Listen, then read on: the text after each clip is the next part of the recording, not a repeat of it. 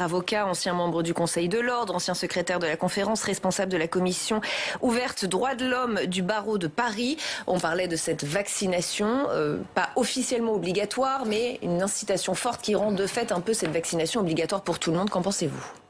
Alors moi j'y suis hostile pour une raison qui n'est pas forcément divergente de celle de monsieur le professeur. D'ailleurs, je pense que le mauvais procès, ce serait de rappeler qu'on nous avait promis qu'il n'y aurait pas de passe sanitaire élargi. On peut effectivement tout à fait admettre l'argument de l'élément nouveau qui vient modifier la donne. Mais il y a des donnes fondamentales dans un état de droit, ce sont les libertés fondamentales, dont une, c'est l'égalité devant la loi de tous les citoyens.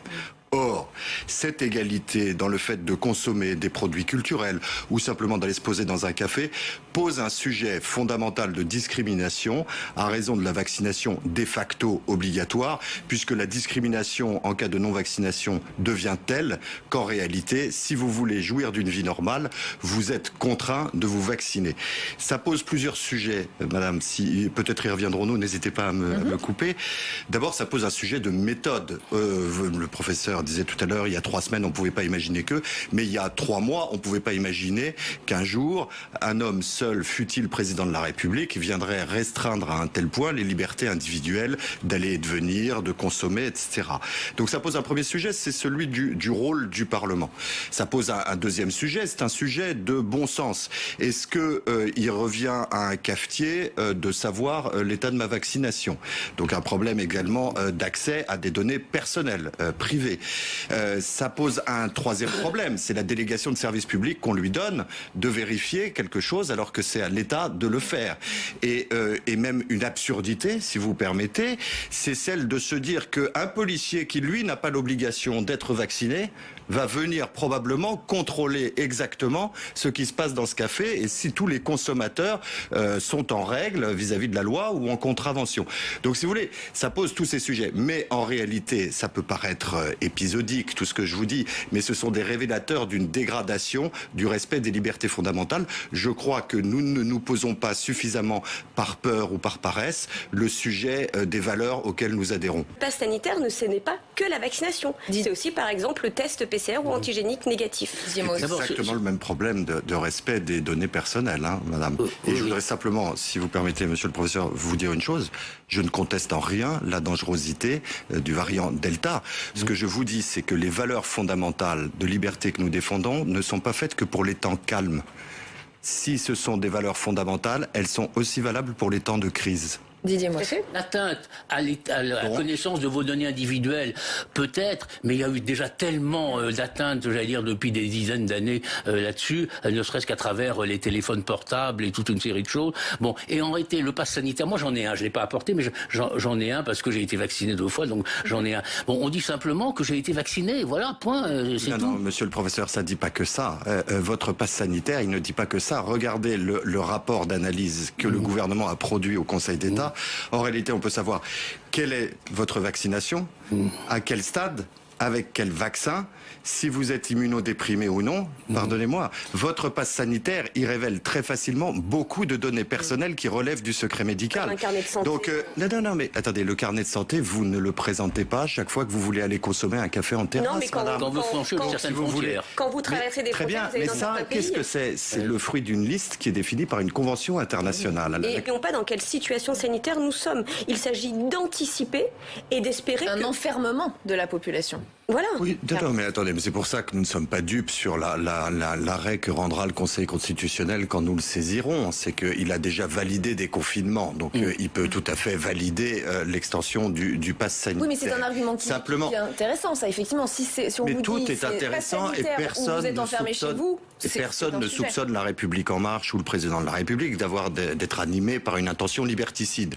Simplement, ce que nous vous disons, c'est que ce que vous êtes en train de faire avec cette jurisprudence habituelle d'une mesure nécessaire, adéquate et proportionnelle. S'agissant d'un vaccin, rappelons-le, qui est toujours en phase probatoire, hein. C'est-à-dire que l'admission sur le marché est conditionnelle. Bon, donc vous n'apportez pas Ce n'est qu'en 2023 qu'il y aura une AMM. Oui, madame, merci voilà, de le préciser, 2023. mon propos. Oui, c'est tout à fait exact. Et donc, nous sommes en train de vous dire que les mesures que vous prenez, si nous ne soupçonnons pas une intention liberticide, sont disproportionnées. Parce que la répercussion, le bénéfice de ces mesures préventives, c'est-à-dire très hypothétiques, hein, on est en train de fonctionner en France par esprit prospectif, sont en réalité disproportionnés par rapport à la qualité de vie des Français et aux deux libertés fondamentales. En quelques secondes, qu'est-ce qui serait proportionné selon vous? Ce qui serait proportionné, c'est une politique publique d'incitation à la vaccination qui continue à se prolonger et d'aménagement de la liberté d'accès en fonction de votre situation sanitaire. Par exemple, les comorbidités. Non, mais attendez, c'est très précisément un sujet qui est évacué un peu vite.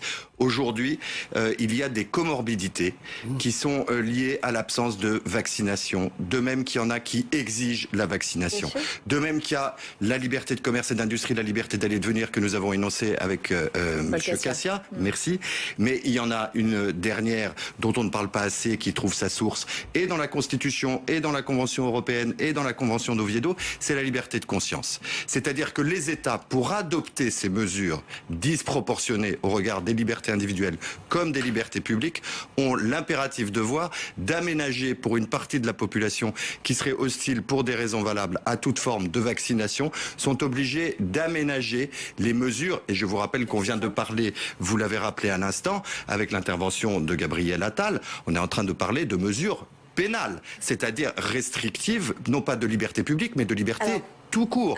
Je termine ma démonstration. Or, en l'état, ces mesures-là ne sont toujours pas organisées. Donc, si vous voulez, l'architecture d'un état de droit, c'est-à-dire avec le principe d'une civilisation qui est respectueuse des libertés publiques et des libertés individuelles, n'est plus garantie, simplement par hypothèse, en administrant un vaccin qui n'est toujours pas bénéficiaire de toutes les autorisations de mise sur le marché. Avouez qu'il y a matière à s'inquiéter sur le respect des libertés individuelles. Je voudrais qu'on avance un tout petit peu, excusez-moi, parce qu'on a beaucoup parlé de ce... Mais réfléchissons 2 minutes. On a... non, moins prévu... de 2 minutes, si vous le voulez bien. Pardon. Alors, je rétrécis mon propos. Très bien. On a prévu de vacciner à partir de l'âge de 12 ans.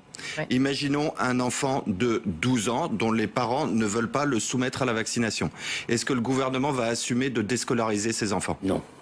Prisca Thévenot. Il ne s'agit absolument pas de déscolariser les enfants, mais pour revenir... Un enfant dont les parents refuseraient de le faire vacciner, il n'a plus accès à l'école. En fait, non, l'école... Attendez, il s'agit pas de... Attendez, il ne s'agit pas plus de 12 ans, hein, je parle collégien, oui, mais on n'a pas besoin d'avoir un pass sanitaire pour aller à l'école.